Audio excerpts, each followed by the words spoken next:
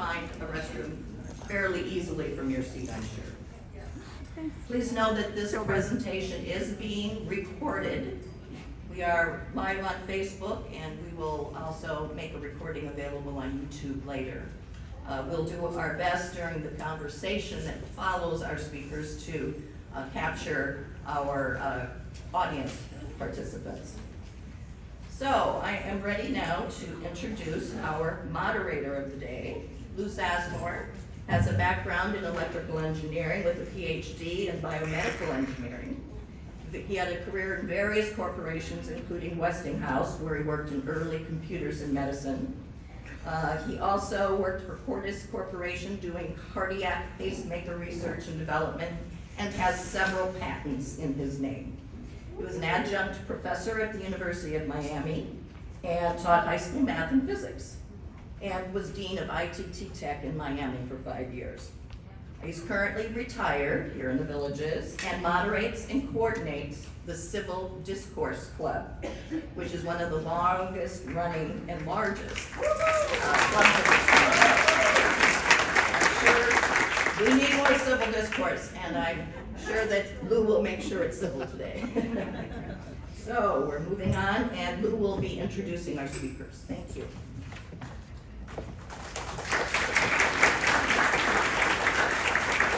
Thank you, Gail. I'm honored to be serving as moderator for the discussion of this League of Women Voters program. At first, I thought I was part of the diversity effort. Well, I am a voter. If there was a small issue of gender, League of Women Voters. But I was informed that men have been able to be members since 1972, so I'm not diversity.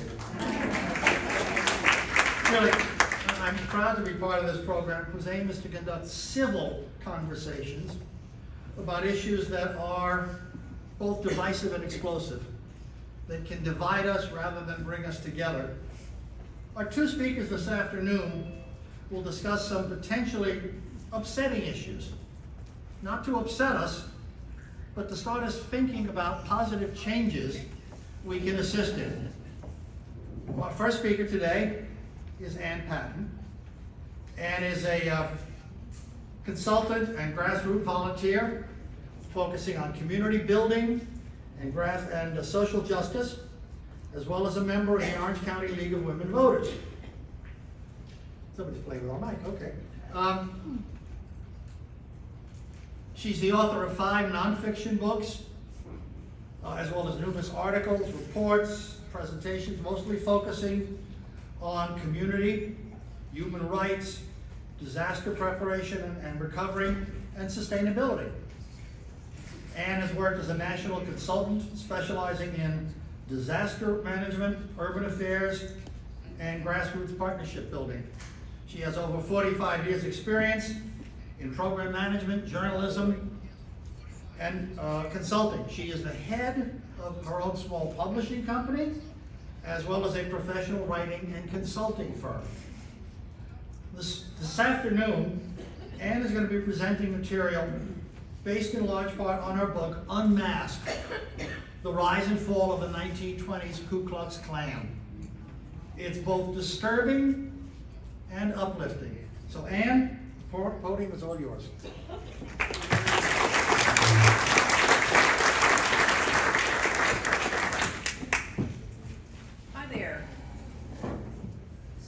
I hope I'm not going to mess this up if I put my script on top of the computer. Is that am I going to kill the whole program? I know. If it goes up in flames, no, you're just fine. put it.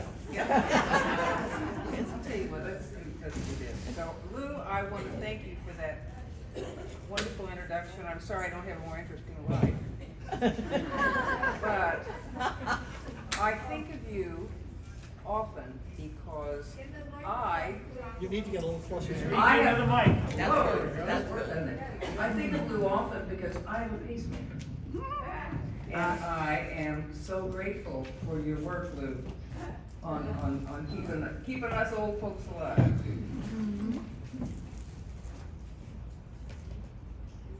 Okay, it's great to hear. Goodness, you guys look so good from here. This is a wonderful room and a wonderful place. I'm so glad to be here. to talk to you about an important subject that I call, in summary, overcoming hate with understanding. I want to give special thanks to Charlene Griffin and her really amazing team of people who have put this event together. So, at the Tri-County League, could we?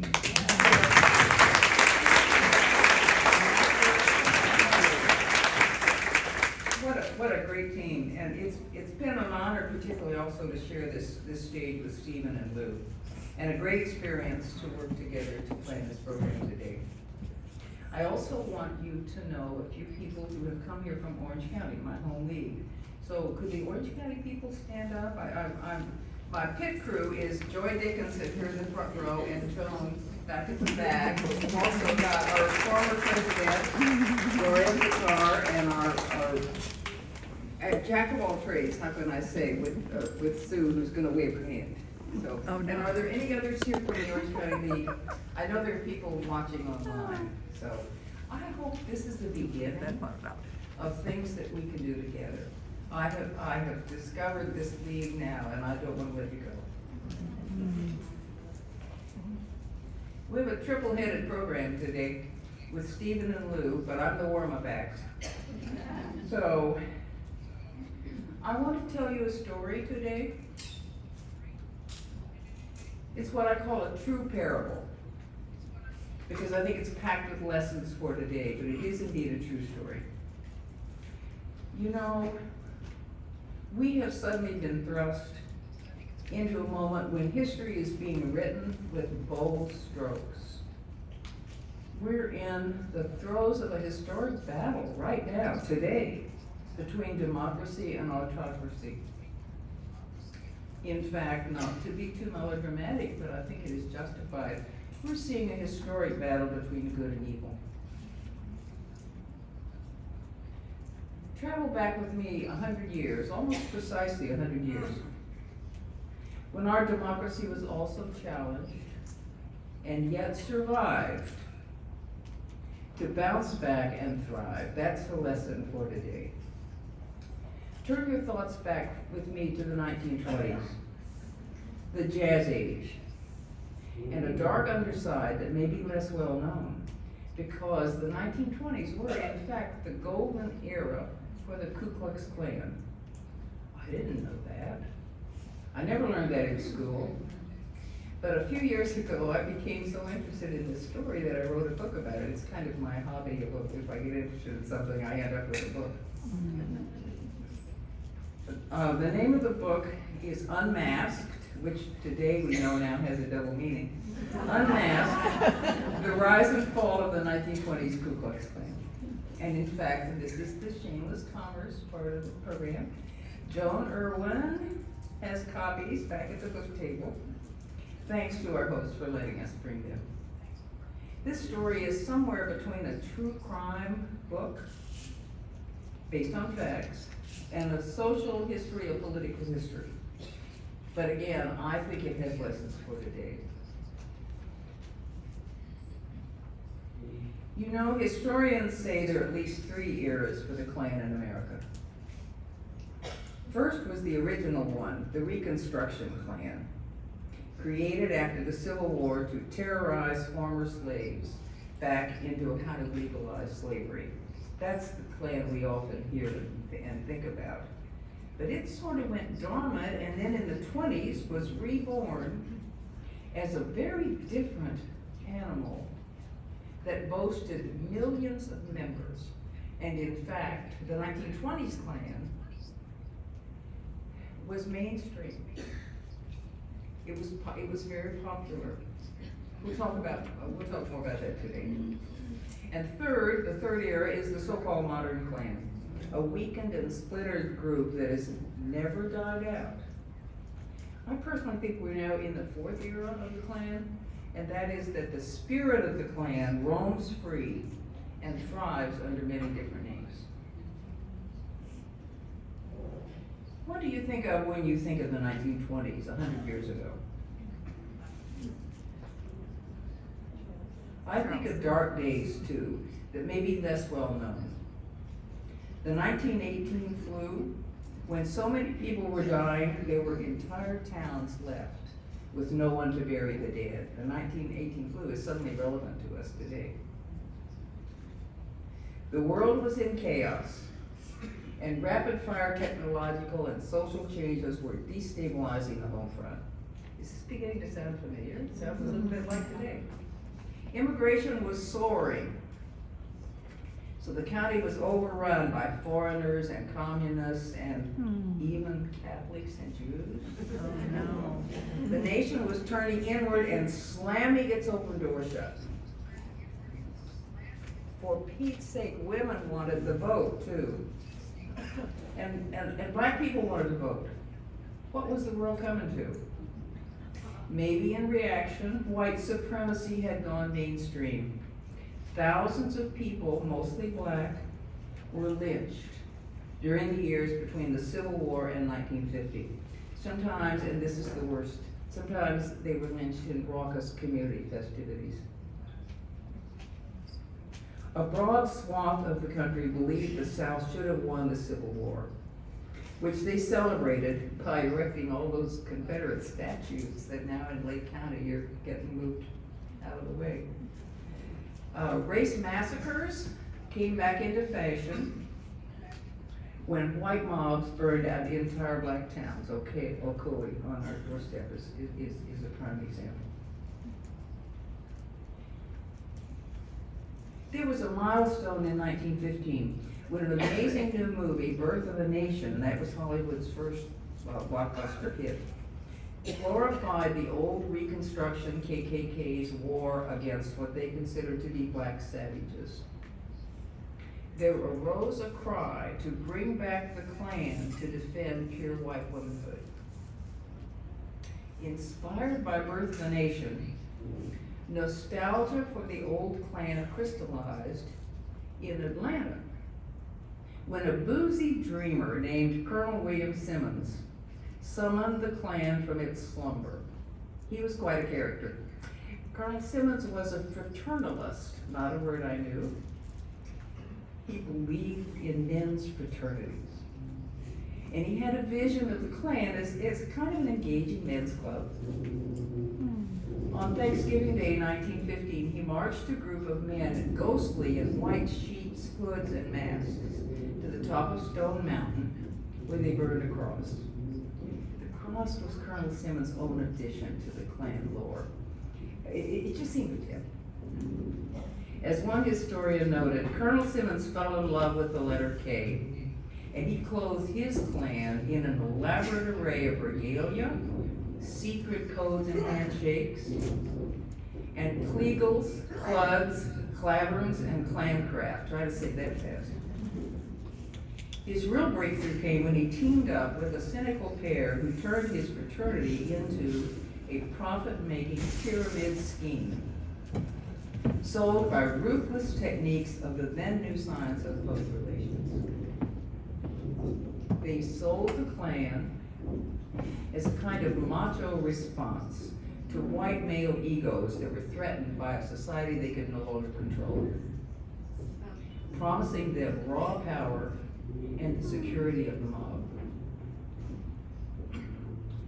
Some call the 1920s Klan America's experiment with fascism. I think that is a very apt description. As Sinclair Lewis had predicted, Colonel Simmons' Klan came carrying a cross and wrapped in the American flag. This sounds sort of familiar to me too. It was energized by local hatreds. Was your town afraid of Catholics or immigrants, black people, or gasp, women playing cards? The Klan had a remedy for all that. Let's get together and clean up these lawless towns. The KKK touted 100% Americanism and combined it with religious mysticism, as symbolized with the burning cross, of course.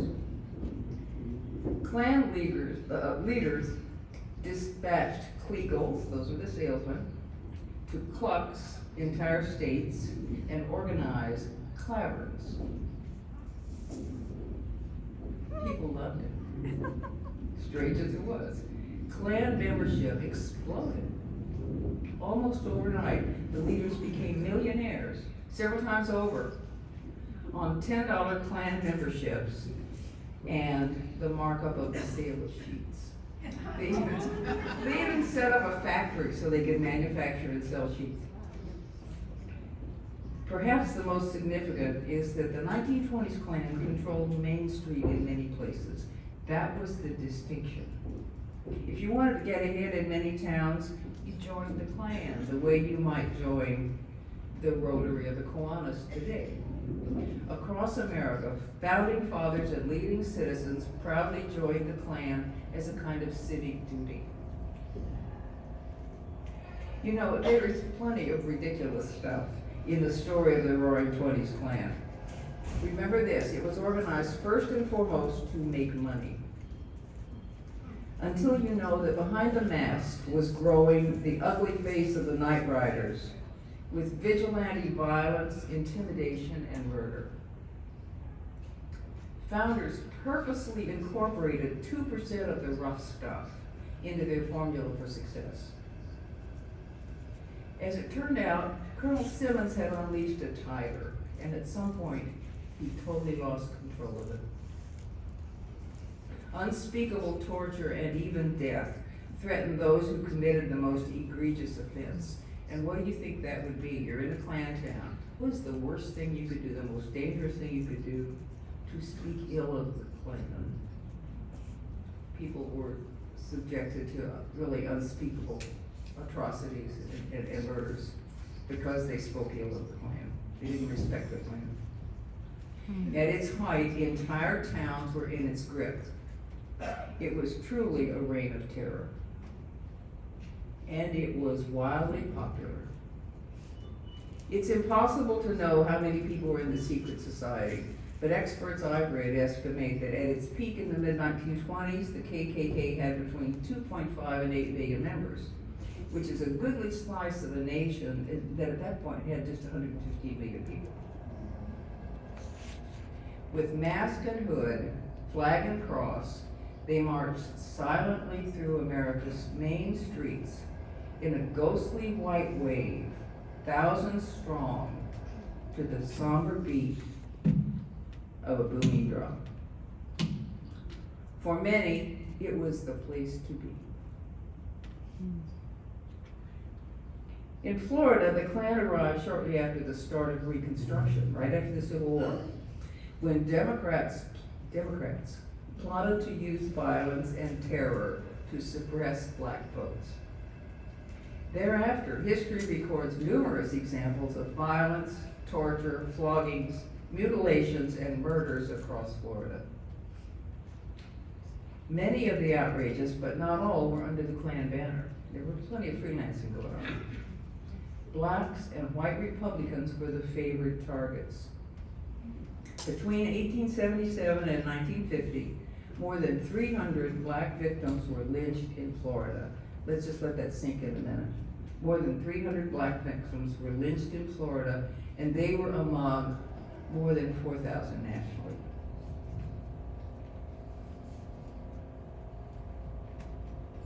Nowhere was the 1920s Klan more powerful than in, of all places, Indiana, the Hoosier state.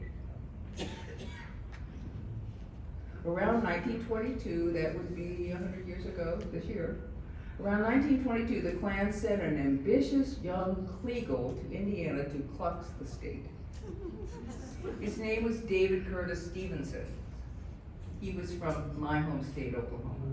He was a blonde, blue-eyed charmer.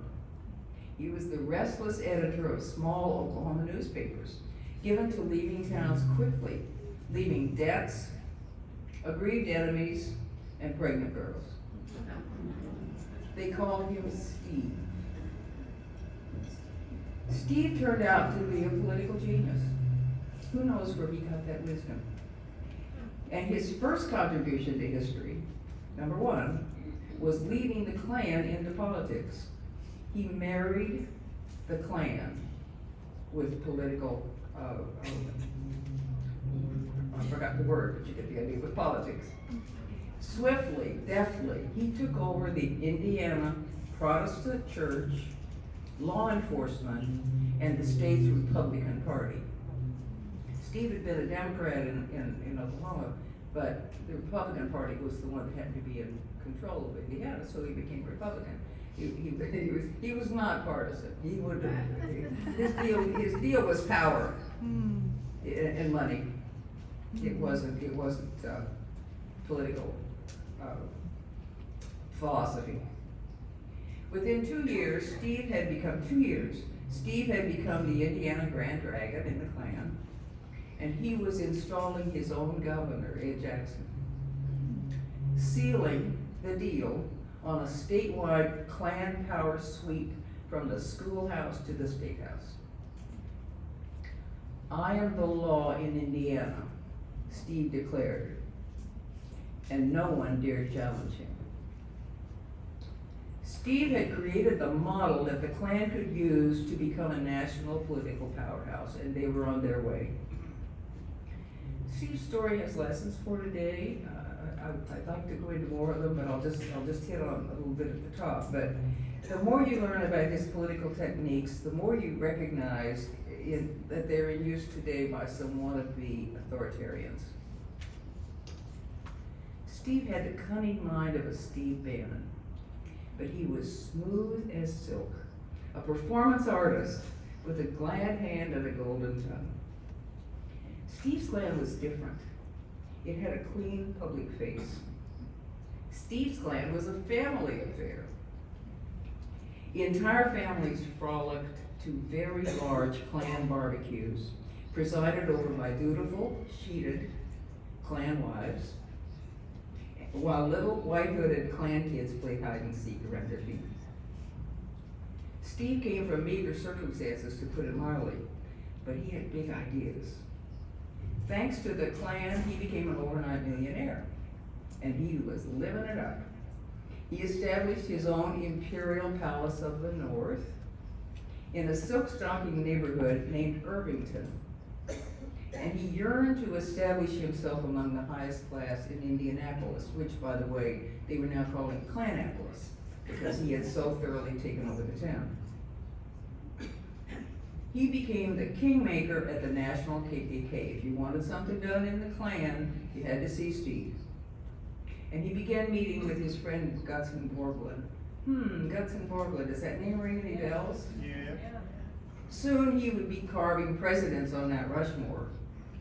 But in the meantime, and the panorama on Stone Mountain too, by the way. But in the meantime, he was meeting with Steve. They were scheming on how they would take over the U.S. presidency. But as part of it, they were going to throw the whole thing into the House of Representatives, by the way. Steve made or broke politicians with a nod. He is the law, people said. If you cross him, he will crush you. You might say Steve controlled everything in Indiana except the Indianapolis Times, which was a scrappy little afternoon newspaper whose editorials roasted the Klan with sarcasm and scorn. The Times court reporter was a cheeky kid named John Niblack, who was straight out of that old movie front page. But you know, his hot history accounts about the Klan are absolutely priceless. Steve, for his part, treated the press like a mosquito buzzing near his ear. He would just occasionally spot it and keep going. In January 1925, at the inauguration of Steve's Klan governor, he met a young woman who was everything he dreamed of. A quiet reading teacher with an impeccable reputation from a fine old Indianapolis family. She was one of the locally revered Irvington girls. His neighbor, it turned out. Well, what do you know? Her name was Madge Oberholzer. He asked her out more than once. Now, Steve's public persona was spotless, but there were whispers behind the scenes about women and alcohol, and Madge told Steve no.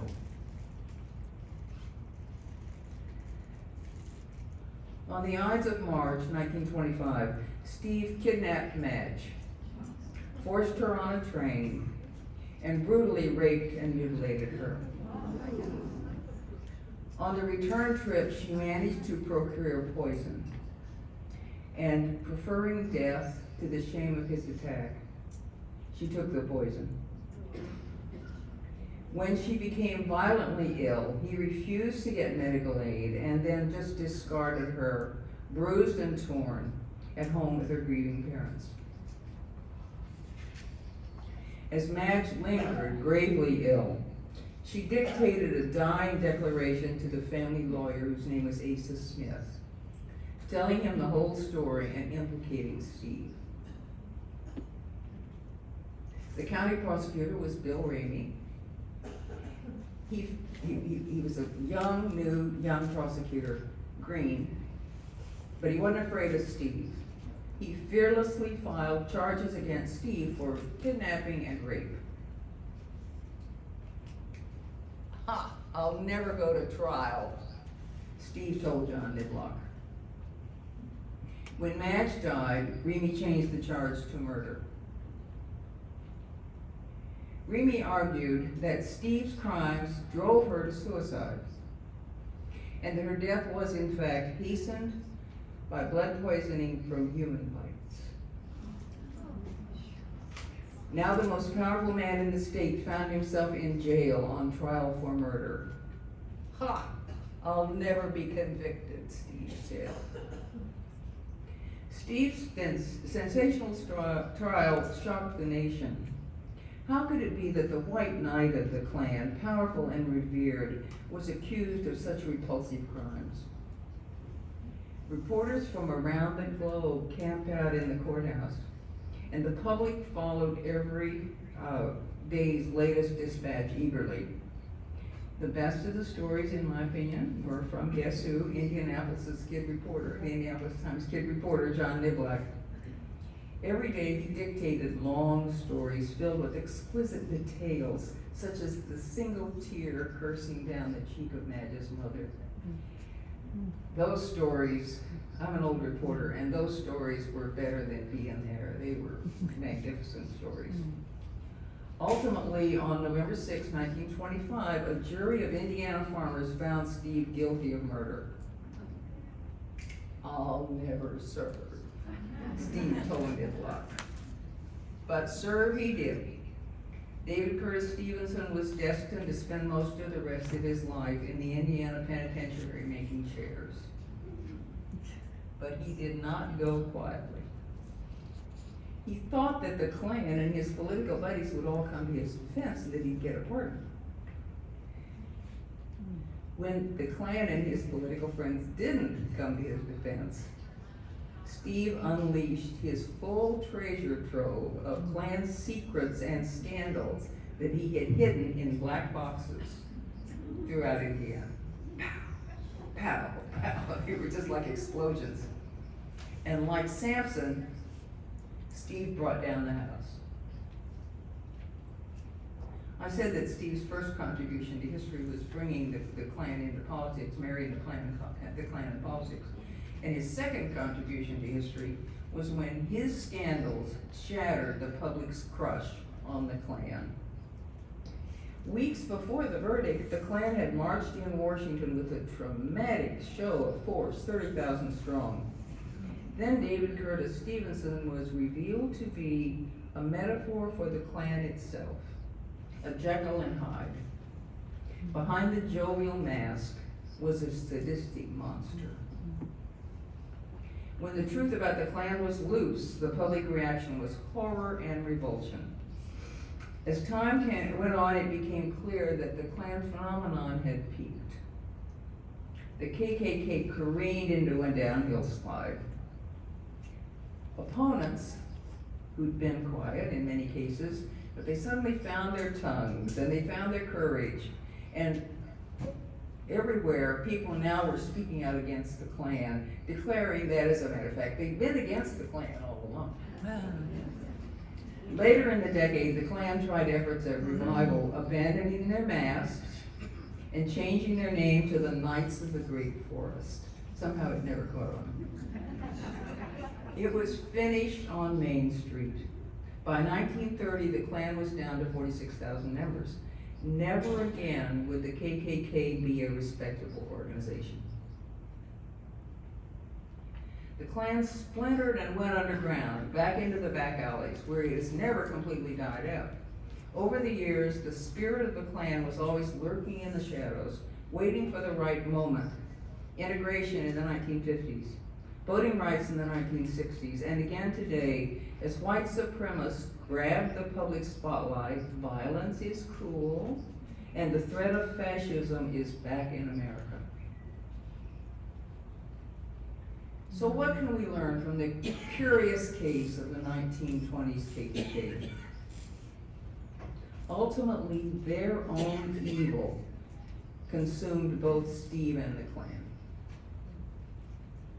If I needed to pick just one reason for the Klan's ruin, I would say it was the truth, told fearlessly and documented tirelessly by the newspapers and courageous writers of the day. The Klan was devastated by ordinary people, people like us, who fearlessly told the truth. People such as Madge Oberholzer, her family lawyer Asa Smith, and the county prosecutor Bill Ramey. My favorite truth teller, you probably figured this out, was the kid reporter John Niblack, who had, as a matter of fact, he had a distinguished career as a journalist, and then he became an Indiana judge and spent 32 years as an Indiana judge. And he wrote his own history book with his own unique version of the David Curtis Stevenson chapter in Indiana's history. As we think about this story, we can take away hope. I think hope is in short supply these days. I think we have a hope crisis. And I do think, for all the seaminess and ugliness of this story, that it can give us hope. When the Klan ruled Main Street 100 years ago, eventually in city after city, people of goodwill triumphed. The good people of this nation rose up to survive the 1920s Klan, the 1929 crash, and the Great Depression. We rose up to confront evil on the world stage, and we won the Second World War. We soared into the space age with its challenges of globalism, mushrooming technologies, and the threats now to the very planet on which we live. We rose again to create the greatest democracy this world has ever known. You know, over the span of my 84 years, my generation has enjoyed the highest standard of living in history. I'm certain of that. I just pray the same for coming generations. Today we have no shortage of challenges. I don't have to tell you that. Across the sweep of history, the divides that separate us today, that cause us so much worry, you know, it may just be a blip. And yet, in a very real sense, I think one by one, the cumulative weight of our divisions could sink us if we lose heart. The question of the hour is, what can we do? I have cleverly assigned the answer to my friend Steve.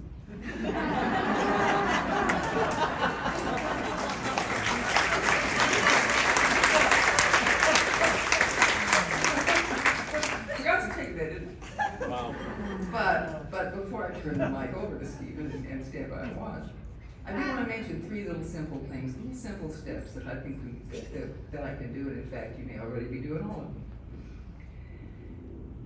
First and foremost, if you haven't already done it, join the League of Women.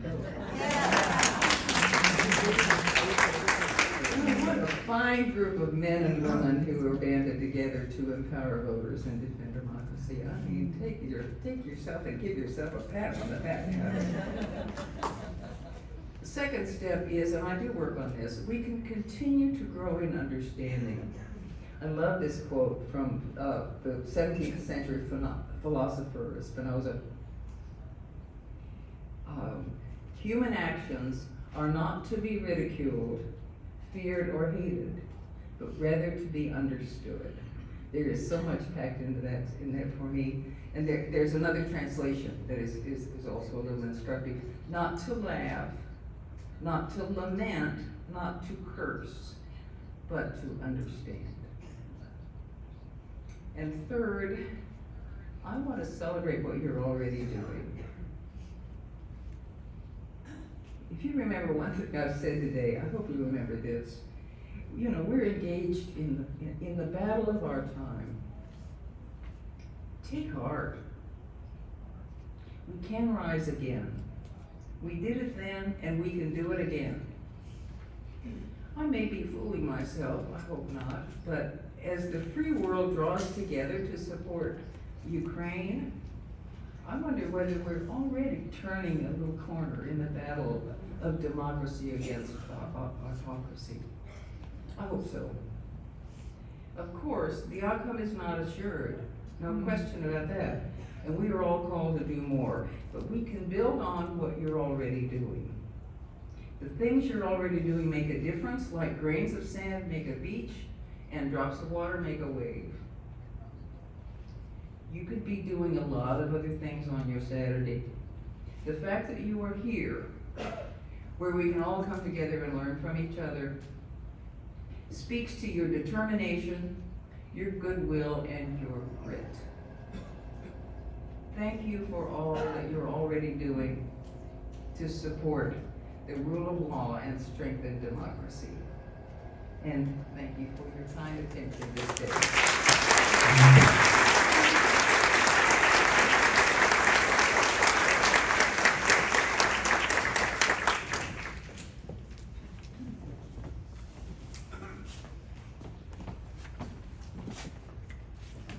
Thank you, Ann. I read your book, and I think what disturbs me most in your book is how easy it was for a small group of unscrupulous individuals to co-opt and utilize and build on people's existing prejudices for their own selfish ends. Without social media, by the way. Yeah. Without